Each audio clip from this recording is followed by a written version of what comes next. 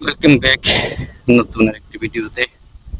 আসলে ভিডিওতে অনেক গ্যাপ পড়ে যায়, লম্বা লম্বা সময়। আসলে যে রোদ পড়ে, এই রোদের ভিতরে বেরোতে মন চায় না। যাই হোক, বেরিয়েছি যখন, তো আজকে কথা বলবো বাংলাদেশে 125 সিসি যে বাইকটা এখন খুব সারা ফেলতেছে, আসবে আসবে খুব হাইপ তৈরি হয়েছে। সেই বাইকটা হলো হিরো কোম্পানির হিরো এক্সট্রিম 125R।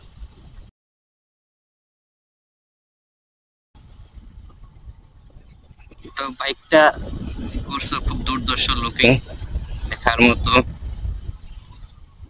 সামনে প্রজেকশন এলইডি হেডল্যাম্প।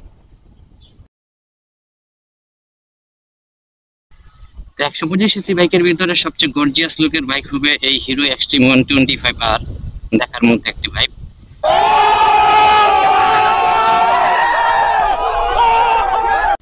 এই বাইকটি ফুয়েল ক্যাপাসিটি হলো ট্যাঙ্কের 10 লিটার, আর সামনের চাকাটা হলো 90/90 সেকশনের,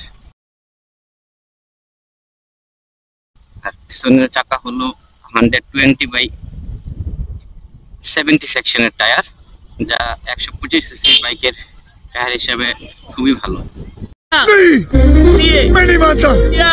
বাইকটি এফআই ইঞ্জিন সহ আসতেছে, এফআই এবং কার্বোরেটর দুইটাই আছে।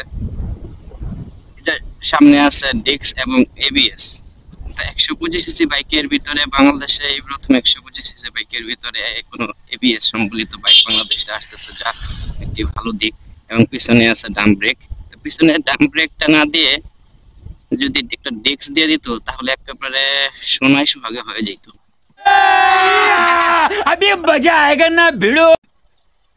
বাইকটি 125 সিসি হলো, বাইকটি দেখে হঠাৎ করে কেউ বুঝতেই পারবে না যে এটা একটা 125 সিসি বাইক।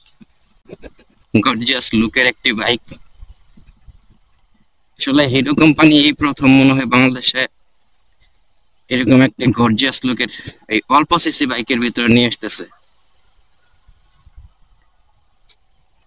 বাইকটি ব্যাপক সাড়া ফেলছে ইন্ডিয়াতে। এখন বাংলাদেশে এই বাইকটি আসবে আসবে শুনতেছি, আদৌ কবে আসে সেটাও এখন শিওর না। তো অনেকে বসে আছে এই বাইকটি কেনার জন্য। বাইকটি ইন্ডিয়াতে এক শোরুম প্রাইস সম্ভবত 95 থেকে 1 লক্ষ টাকার ভিতরে। তো বাইকটি যদি বাংলাদেশের বাজারে চলে আসে, তাহলে এটার দাম সম্ভবত 1,60,000 থেকে 1,70,000 টাকার ভিতরে হইতে পারে, যা একটু বেশি হয়ে যায়। তো এখন দেখা যাক এবিএস এর দাম কত রাখে, নন এবিএস এর দাম কত রাখে। দুইটা ভার্সনই হিরো কোম্পানি এটা বের করছে। তো এবিএস এর দাম সম্ভবত এরকমই হইতে পারে 1,70,000 টাকা, আর নন এবিএস এর দাম সম্ভবত হইতে পারে 1.5 লক্ষ টাকার মতো। তো পিছনে যদি ওই যে বলছিলাম, যদি ডিস্ক ব্রেকটা দিয়ে দিত তাহলে সেরকম হইতো, কিন্তু এখন যাই হোক কোম্পানি দেয় নাই, তো সেই ক্ষেত্রে বলার কিছুই নাই। ফলে একটা কথা বলা দরকার, কোম্পানি ক্লেম করতেছে যে এটা থেকে মাইলেজ পাওয়া যাবে 65 থেকে 66।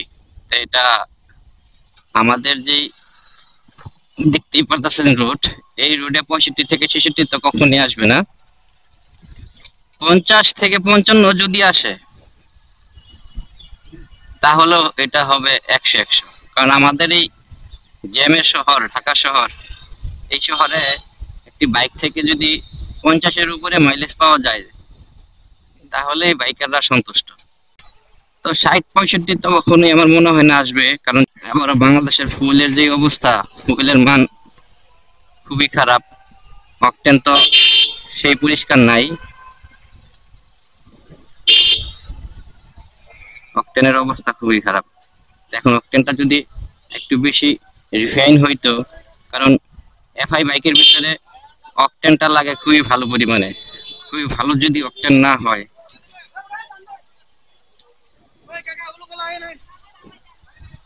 তাহলে বাইকের মাইলেজ থেকে শুরু করে মাইলেজ, ইঞ্জিনের সাউন্ড সবকিছু ড্রপ করে যায়।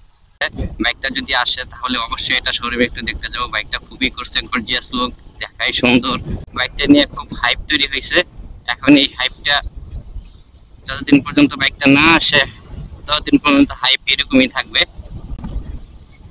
আসলে আমার মনে হয় যে 125cc বাইকটা বাংলাদেশে ব্যাপক সারা ফেলবে, কারণ এই 125cc ভিতরে বাংলাদেশের সবচেয়ে গর্জিয়াস এবং সুন্দর লুকের বাইক এই হিরো এক্সট্রিম 125R। বাইকে আরেকটি সবচেয়ে বড় মজার বিষয় হলো বাইকটিতে কিন্তু এলইডি ইন্ডিকেটর ব্যবহার করা হয়েছে, যা কিন্তু খুবই একটি ভালো দিক। 150cc বাইকের ভিতরেও কিন্তু এলইডি ইন্ডিকেটর ব্যবহার করা হয় না। 124.7cc, সামনের চাকা 90/90, পিছনের চাকা 120/70। ট্যাঙ্ক ক্যাপাসিটি হলো 10 লিটার।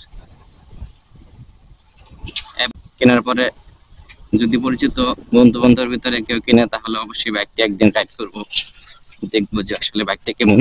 আর বাইকটি কিন্তু 5 স্পিড গিয়ার বক্সের সাথে আসতেছে। তো সেই ক্ষেত্রে কোম্পানি যে ক্লেমটি করছিল যে 60 থেকে 65, 60 তো ওরা বলা নেই, 66 লেখছে ওদের ইয়েতে, 66 কিলোমিটার পার লিটারে যাবে। এখন আসুক, ওরা চালালে বোঝা যাবে যে 66 কিলোমিটার আদৌ যায় কিনা। তো ভিডিওটি এখানেই সমাপ্ত করতেছি।